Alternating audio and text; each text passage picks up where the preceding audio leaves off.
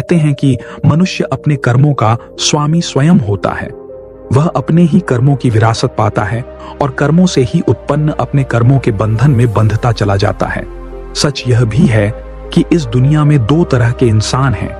एक जो यह मानते हैं कि भाग्य वाग्य कुछ नहीं होता और वे कर्म की प्रधानता में ही विश्वास करते हैं।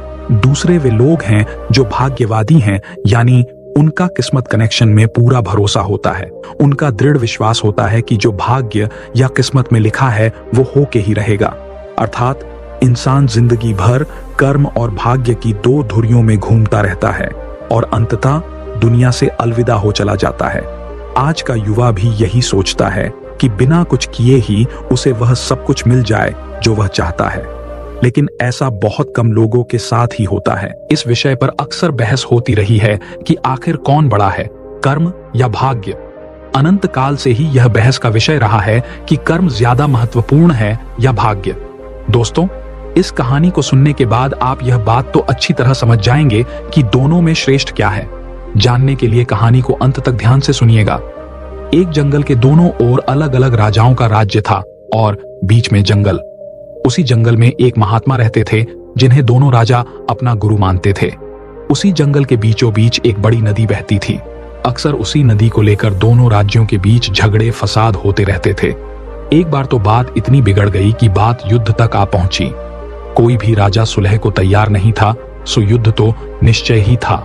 दोनों राजाओं ने युद्ध से पहले महात्मा का आशीर्वाद लेने की सोची और पहुंच गए जंगल की उस कुटिया में जहां महात्मा रहते थे। पहले एक राजा आया और उसने महात्मा से युद्ध में विजय का आशीर्वाद मांगा। महात्मा ने कुछ देर उस राजा को निहारा और कहा कि राजन, तुम्हारे भाग्य में जीत नहीं दिखती, आगे ईश्वर की मर्जी। यह सुनकर पहला राजा थोड़ा विचलित तो हुआ, फिर उसने सोचा कि यदि हारना ही है तो पूरी ताकत से लड़ेंगे, परंतु यूं ही हार नहीं मानेंगे, और अगर हार भी गए तो हार को भी औरों के लिए उदाहरण बना देंगे, परंतु आसानी से हार नहीं मानेंगे। यह निश्चय कर वह वहां से चला गया। दूसरा राजा भी जीत का आशीर्वाद लेने महात्मा के पास आया, उनके पैर छुए और विजय का आशीर्वाद मांगा। महात्मा ने उसे भी कुछ देर निहारा और कहा कि बेटा, भाग्य तो तुम्हारे साथ ही है। यह सुनकर राजा तो खुशी से भर गया और वापस जाकर निश्चिंत हो गया, जैसे कि उसने युद्ध बिना लड़े ही जीत लिया हो। अंततः युद्ध का दिन आया। दोनों सेना एक दूसरे के आमने सामने थीं और युद्ध का बिगुल बज गया। युद्ध प्रारंभ हो चुका था। एक तरफ की सेना यह सोचकर लड़ रही थी कि चाहे किस्मत में हार क्यों न हो, परंतु हम हार नहीं मानेंगे। हम अपना सर्वश्रेष्ठ कोशिश करेंगे, अपना सर्वस्व झोंक देंगे। और वहीं दूसरी तरफ की सेना एक निश्चिंत मानसिकता के साथ लड़ रही थी कि जितना तो हमें ही है, तो घबराना कैसा।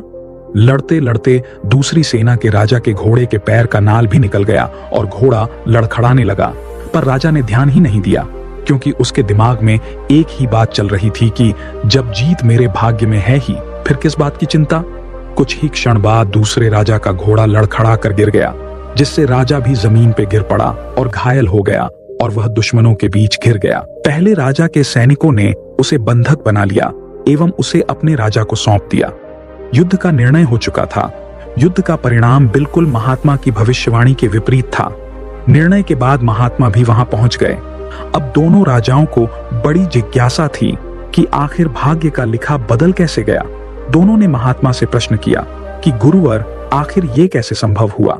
महात्मा ने मुस्कुराते हुए उत्तर दिया, राजन, भाग्य नहीं बदला, वो बिल्कुल अपनी जगह सही है, पर तुम लोग बदल गए हो। उन्होंने विजेता राजा की ओर इशारा करते हुए कहा कि अब आपको ही देखो राजन, आपने संभावित हार के बारे में सुनकर दिन रात एक कर दिया। सब कुछ भूलकर आप जबरदस्त तैयारी में जुट गए, ये सोचकर कि परिणाम चाहे जो भी हो, पर हार नहीं मानूंगा। खुद हर बात का ख्याल रखा, खुद ही हर रणनीति बनाई, जबकि पहले आपकी योजना सेनापति के भरोसे युद्ध लड़ने की थी। अब महात्मा ने पराजित राजा की ओर इशारा करते हुए कहा कि राजन, आपने तो युद्ध से पहले ही जीत का जश्न मनाना शुरू कर दिया था। आपने तो अपने घोड़े की नाल तक का ख्याल नहीं रखा। फिर आप इतनी बड़ी सेना को कैसे संभालते और कैसे उनको कुशल नेतृत्व देते। और हुआ वही जो होना लिखा था। भाग्य नहीं बदला, पर जिनके भाग्य में जो लिखा था उन्होंने ही अपना व्यक्तित्व बदल लिया। फिर बेचारा भाग्य क्या करता। दोस्तों, हमें इस कहानी से यह सीख मिलती है कि भाग्य उस लोहे की तरह वही खींचा चला जाता है जहां कर्म का चुंबक हो। हम भाग्य के अधीन नहीं हैं, हम तो स्वयं भाग्य के निर्माता हैं। ये सत्य है कि भाग्य भी उन लोगों का साथ देता है जो कर्म करते हैं। किसी खुरदरे पत्थर को चिकना बनाने के लिए हमें उसे रोज घिसना पड़ता है, उसी प्रकार हमें अपने भाग्य को चमकाने के लिए कर्म तो करना ही पड़ता है। दोस्तों, आशा करता हूं कि इस कहानी को सुनने के बाद आप अवश्य समझ गए होंगे कि कर्म बड़ा या भाग्य। फिर आऊंगा एक नई मोटिवेशनल कहानी के साथ। तब तक के लिए नमो बुद्धाय।